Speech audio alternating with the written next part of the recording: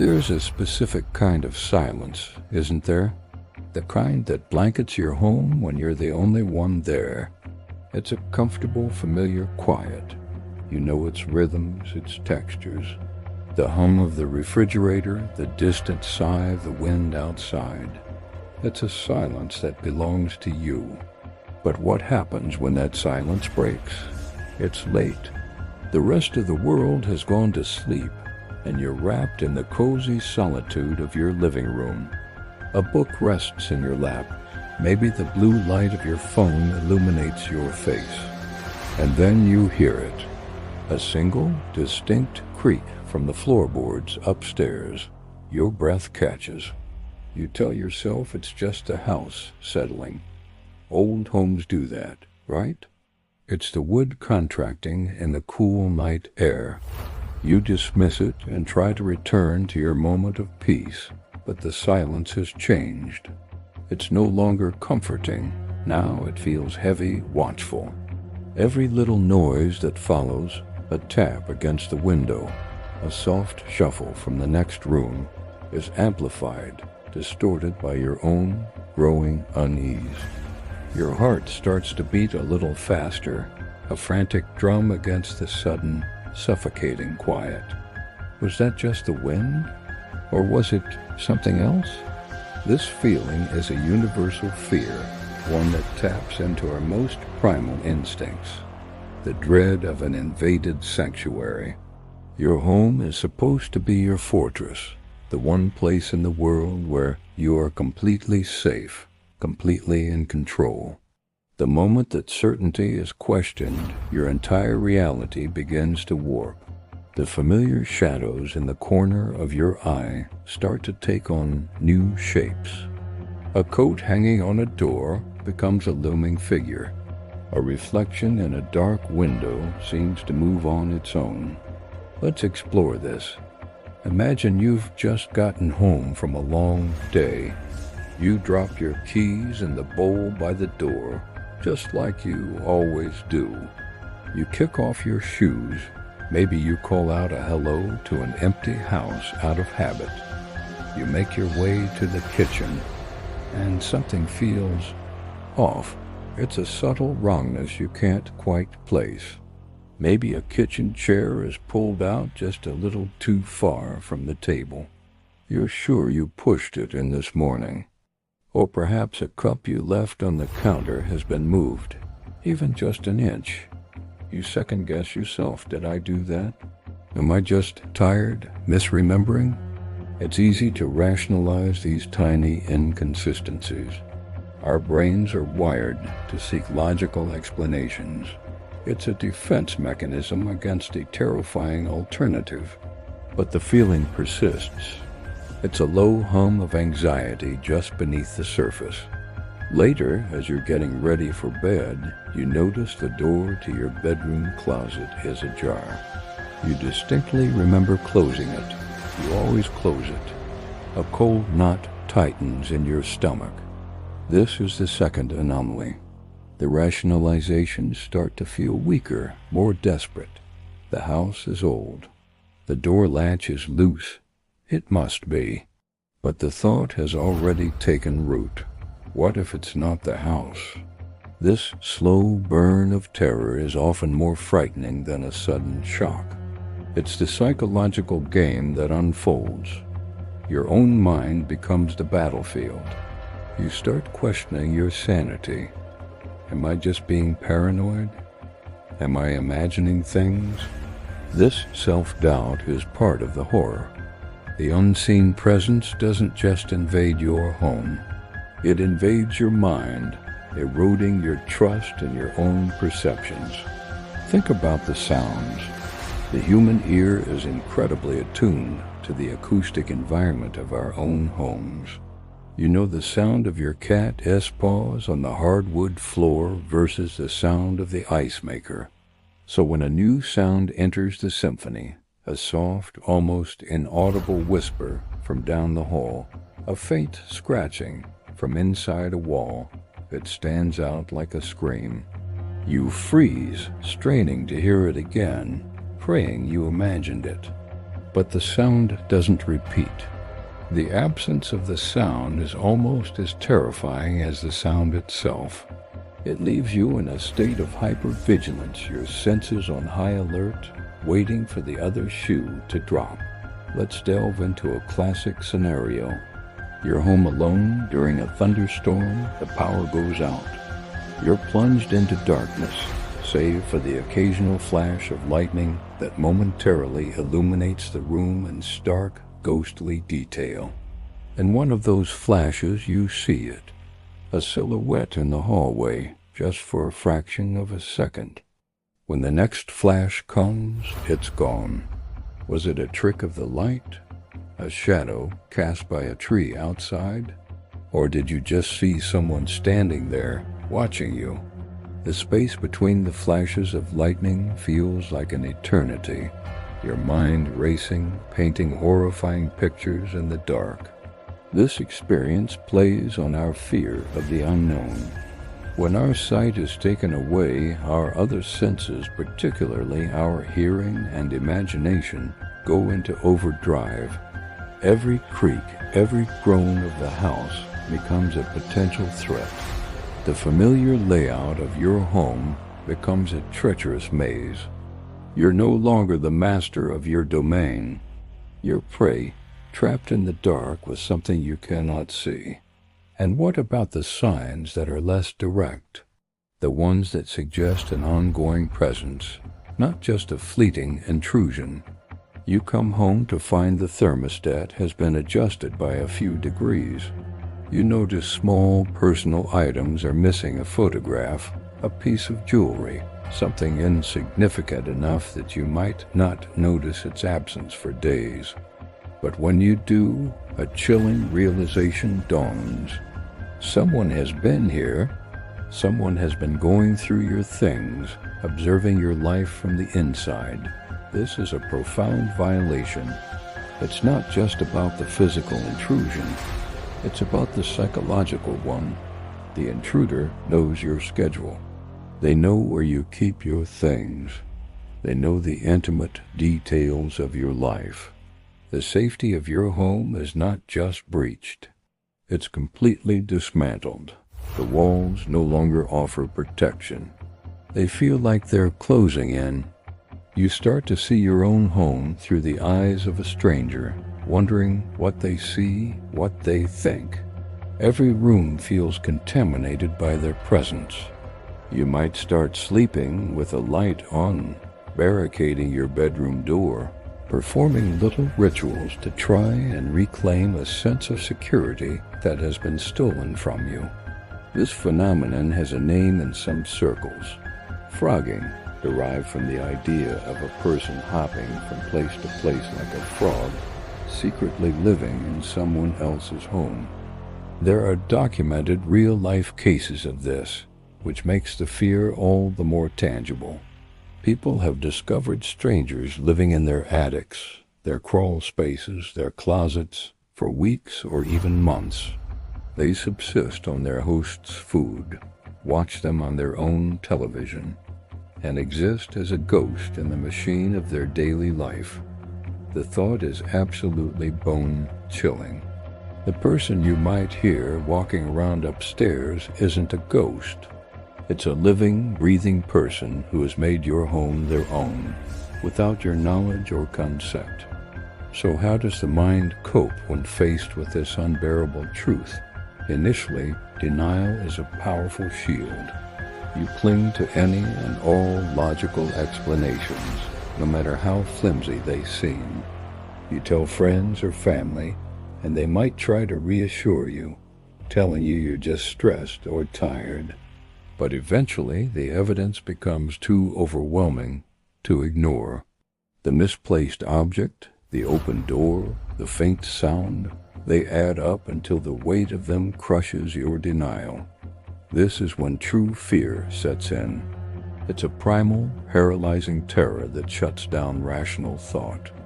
Your fight or flight response kicks in, but in your own home, where do you fly to? Where is safe? This is the ultimate nightmare. The realization that the one place you are supposed to be able to retreat to from the dangers of the world has become the source of the danger itself.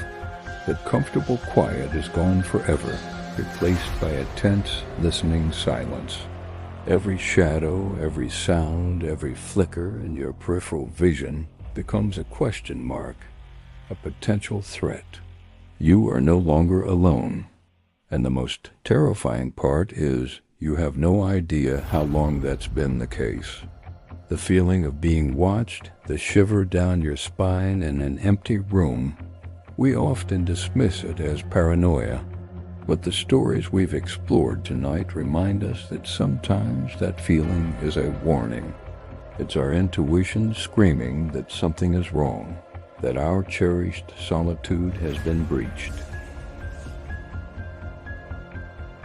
It might just be the house settling, or it could be the first sign that you are not, and perhaps never were, truly alone. Thanks for joining me in the shadows tonight. If you've ever had an experience like this, share your story in the comments below. I read them all. And if you enjoy exploring the unsettling and the unknown, make sure to subscribe and turn on notifications. You never know what's lurking in the dark. Stay safe and check your locks. There is a specific kind of quiet that settles over a house when you're the only one in it. It's a silence that feels heavy, layered. You can hear the hum of the refrigerator, the sigh of the heating ducts, the old house groaning as it settles. These are the familiar sounds of home, the sounds of solitude. But what if that silence isn't empty? What if it's not solitude at all, but something else, something waiting? What if the quiet is just the breath being held before a whisper? Tonight we're going to explore that unsettling feeling, the creeping dread that begins when you realize the subtle signs, the almost imperceptible clues that you are no longer alone in your own home. It always starts small, doesn't it? So small you barely even register it. A floorboard creaks upstairs when you're sitting perfectly still in the living room. You tell yourself it's just the house settling, the wood expanding and contracting with the temperature. Then you hear a faint whisper, like a radio playing in another room, so faint you can't make out the words. You pause, strain your ears, and then nothing. It must have been the wind or your mind playing tricks on you. Your brain is an expert at finding logical explanations because the alternative is just too unsettling to consider. You're watching TV, and out of the corner of your eye, you see a shadow move in the hallway. A flicker. You snap your head around, your heart giving a little lurch, but the hallway is empty and still. It was just a car's headlights sweeping past the window, you reasoned. A trick of the light. We asked some of you to share your own experiences, and the similarities are chilling. One person wrote, "I was home alone, doing dishes. I heard my bedroom door, which I always keep shut, click open. I went to check, and sure enough, it was ajar. I closed it, telling myself the latch was loose. A few hours later, I heard it again, click, and it was open. I slept on the couch that night." Another person shared, "I kept finding one of my childhood music boxes on my kitchen counter. I live on the 3rd floor and keep it in a memory box in my closet. The first time I thought maybe I'd taken it out and forgotten. The 3rd time I knew. I just knew." These aren't dramatic events. They're quiet, subtle violations of logic. It's a book falling off a shelf that was perfectly stable. It's the distinct feeling of being watched while you read in an empty room. It's the bathroom door, which you know you closed, standing slightly ajar when you walk past it. Each incident on its own is easy to dismiss. It's your memory failing, it's a draft, it's the house making noises. But when they start to connect, a terrifying pattern begins to emerge. This is the stage of escalation where your own mind becomes the battleground. Dismissal slowly gives way to a nagging, persistent suspicion. You start double-checking locked doors. You find yourself scanning the dark corners of a room before you enter. You hesitate before turning out the lights at night, your hand hovering over the switch, listening. The silence that once felt peaceful now feels charged, expectant. Every creak, every tap, every whisper of the wind against the glass is no longer just a sound. It's a question. You start to question your own sanity. Am I just tired? Am I stressed? Our brains are wired for patterns, but they're also wired for self-preservation. Admitting that something unexplainable is happening means admitting you're not safe, that the one place in the world where you're supposed to be secure is compromised. So you fight it, you rationalize, you create a shield of plausible deniability. But with each new, unexplainable event, that shield begins to crack. The small incidents start to coalesce. The misplaced keys, the faint scent of perfume that isn't yours, the footsteps that always seem to stop right outside your door. It's no longer a collection of random occurrences. It's a narrative, and you are right in the middle of it. The dread is no longer a fleeting thought. It's a constant companion, a cold knot in the pit of your stomach. And then comes the moment the shield shatters completely. The breach. This is when the evidence is no longer subtle or ambiguous. It's direct. It's undeniable. It's a personal item, something you treasure, something no one else would touch, moved from a secure place to the middle of your bed. It's walking through a warm room and hitting a patch of air so cold it raises the hair on your arms. It's the sound of your name being whispered clear as day from the empty chair across the room. There's no explaining this away. There's no logical reason. The barrier between your world and whatever else has been crossed. This is a primal fear, one that's coded into our DNA, the fear of invasion. Your home is your sanctuary, your fortress. It's the one place you have control. When that sanctity is violated, it's not just about a strange noise or a moved object. It's about a fundamental loss of safety and control. The very walls that were meant to protect you now feel like they re-part of the trap. You are exposed, vulnerable, and the one place you should never be. What is it? A mischievous spirit, a poltergeist playing tricks? Is it a residual echo of a past trauma imprinted on the location itself? Or is it something else? Something older, more sinister, that sees your home not as a sanctuary, but as its territory. The ambiguity is perhaps the most terrifying part. Not knowing what you're facing or what it wants. Once you know, truly know that you are not alone, the silence of your home is never the same. It's a silence that listens. Every shadow holds a potential shape. Every quiet room holds a silent observer. The peace is gone, replaced by a constant, low-level hum of anxiety. How do you reclaim that sense of safety? How do you regain your peace when your solitude has been so profoundly compromised? Some people move. They abandon the house, leaving the lingering presence behind for the next unsuspecting resident. Others try to fight back with blessings, with cleansings, with sheer force of will, trying to impose their own reality onto a space that no longer feels entirely theirs. And some just learn to live with it. They learn to share their space with the unseen, to accept the creaks and whispers as part of the house's character. They draw lines, both physical and psychic, and pray that they are respected. what would you do? If the familiar comfort of your home turned into a stage for the unexplainable, how would you react? Would you run? Would you fight? Or would you try to understand? The truth is, these experiences are more common than we think. We dismiss them, we rationalize them, we bury them under the noise of our daily lives. But that feeling, that cold prickle on the back of your neck when you know you're the only one home, but you don't feel like it, that's a shared human experience. It taps into our deepest fears of the unknown.